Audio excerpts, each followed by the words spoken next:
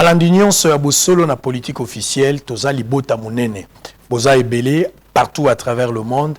Likolo ya ba exigence na bino, likolo ya ba revendication na bino, likolo ya ba recommandation na bino, tozali obligé parce que bosolo na politique eza lisolo ya biso na bino. Tosala oyo bino boza koloba. Bosolo na politique après 7 semaines où ezalaki ya turbulence, finalement bo exiger qualité. Nous étions dans l'obligation ya koyoka oyo bino boza koloba. Yango wana na ba exigence na bino, na ba qualité oyo bino boza kolinga.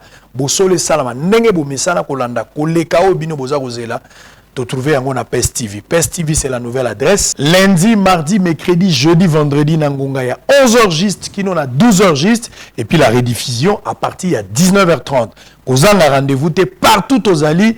Aux an à Londres, na Belgique, na Allemagne, na Toronto, aux an na biso na Mbandaka, aux an na Bumba, na Bunia, aux an na biso na Bandundu, partout na Congo central, na Mbujimai, aux an na Kolwezi, na Lubumbashi, na Golf Kabulameshi, bozan na biso bisika nyonso wana 11h juste, kino na 12h juste. Kobanga te 19h30 pour la rediffusion, so aux an na Star Time, essayez bani 125, so aux an na Easy, aux an na biso na Canal 6, aux an na te, bo solo na politique en direct, Easy Télévision, na rappelé Canal 6 et puis Star Time ils ont à 125 lundi, mardi, mercredi, jeudi, vendredi 11h juste et puis on a 12h juste et puis na pourquoi rediffusion à mon 19h30 na bitumamora kolonga kasina kimia biso mibale. Merci.